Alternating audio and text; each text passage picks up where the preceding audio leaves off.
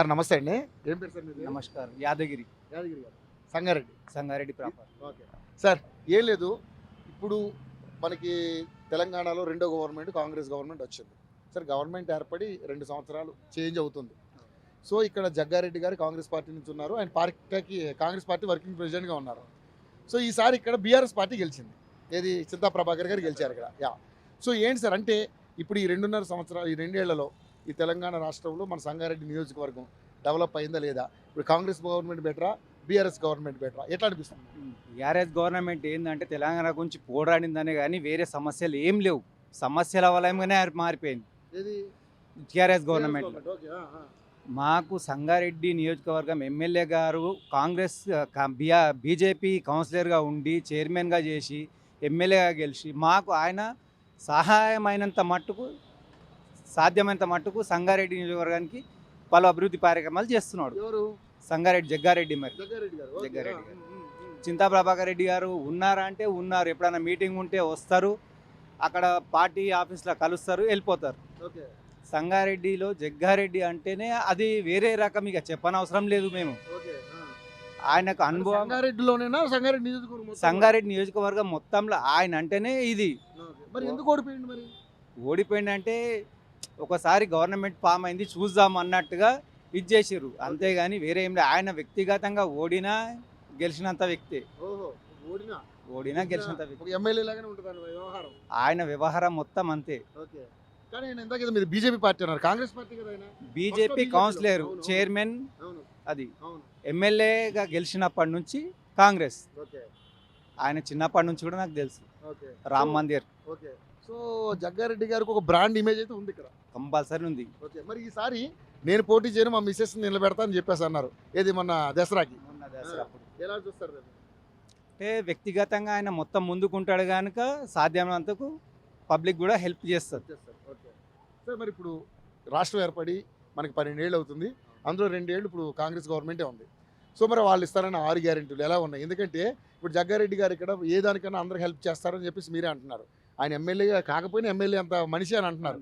So మరి ఆ సహాయ సహకారాలు వ్యక్తిగతంగా చేసినప్పుడు కూడా గవర్నమెంట్ మీద కాస్త నెగిటివిటీ అయితే వస్తామని. ఎందుకంటే 6 గ్యారెంటీలు లేవు, 420 హామీలు అంటున్నారు, ఒక ప్రాజెక్ట్ కూడా కట్టలేదని చెప్పి అంటున్నారు. సరే 6 గ్యారెంటీలు లేవంటే అన్నారు. వార్త కూడా కనీసం బడ్జెట్ ఉంటేనే కదా దానికి సరుకు అమోదం చేసేది. అది అడ్జస్ట్మెంట్ అయినా కొద్దీ ఒక్కొక్కటి అమలు చేస్తూనే ఉన్నారు కదా. ఏమొచ్చినాయి సార్ ఇప్పటివరకు ఇక్కడ? ఇప్పుడు విద్యుత్, వాటర్ సప్లై, ఓకే. ఇంకోటి వీడియో పింఛన్స్ కూడా ఇప్పుడు శాంక్షన్ అవుతున్నాయి.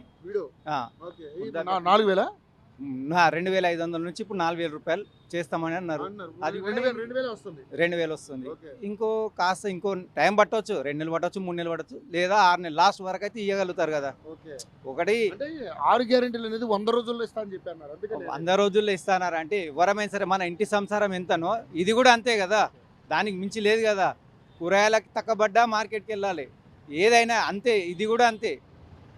సముద్రం ఉన్నదని చెప్పేసి మనం తాగడానికి పనికిరావు కదా నీళ్ళు, మాంజిరా వాటరే కావాలి. క్వశ్చన్ ఏంటంటే సార్, మేము వచ్చిన తర్వాత అన్ని అమలు చేస్తామని మీరు చెప్పిన మాటలే కదా, ఎందుకు మరి మాట తప్పుతున్నారని అడుగుతున్నారు జనం. తప్పుతున్నాయి అంటే నేను చెప్పేసి అంటున్నారు. కానీ ఒక సందర్భంలో ఏంటంటే బడ్జెట్లో కూడా లో ఉన్నది కదా, మన టీఆర్ఎస్ గవర్నమెంట్ మొత్తం ఉన్నది ఖాళీ చేసిపోయారు. అవన్నీ మీకు ముందే తెలియదా అని అడుగుతున్నారు. అవన్నీ తెలియాలంటే అడ్జస్ట్మెంటింగ్ చూసుకుంటూ తువ్వ నడుస్తుంటేనే కదా వెళ్ళేది. ఇక్కడనే ఇలావాడి నేను బోలేని సంగారెడ్డి నుంచి హైదరాబాద్ అంటానంటే ఎట్లయితుంది? నడుస్తూ వెళ్తుంటేనే వెళ్తాం కదా. ఓకే. సో మరి ఇప్పటివరకు అయితే బస్సు ఒకటి, కరెంట్ ఒకటి, ఎలక్ట్రిసిటీ, సన్న బియ్యం. సన్న బియ్యం అంటే అది గవర్నమెంట్ పాలసీ, అది దానికి మనం ఏం చేయాలి. ఇదైతే వ్యక్తిగతంగా ఈ రెండు. మహిళలకు ఇస్తారన్న 2,500 ఇవ్వలేదు, అదేవిధంగా వృద్ధులకి 4,000 పింఛన్ అవ్వలేదు, అవి కూడా త్వరలో చేస్తారు. వృద్ధుల పింఛన్లు వస్తున్నాయి కదా, శాంక్షన్ చేసి 4,000 రావట్లేదు, ఇంకొక 2-3 నెలల్లో వచ్చేస్తుంది. ఈ 2,500 ఇంకా టైం పడుతుండొచ్చు, లాస్ట్ మూమెంట్ వరకల్లా చేస్తుండొచ్చు కదా. సాధ్యమైనంత మటుకు పర్వాలేదు. మున్సిపల్ ఎలక్షన్లో కాంగ్రెస్ ఖచ్చితంగా ఈసారి చైర్పర్సన్ ఉంటుంది అనుకున్నాము, ఉన్నది కూడా. బీఆర్ఎస్కు ఏం లేకుండా చేయాలా అనుకున్నాం సంగారెడ్డి పట్టణ ప్రజలం, అది కన్ఫర్మ్ అయింది. జగ్గారెడ్డి గారి వ్యక్తిగతంగా ఎలాంటి వారు?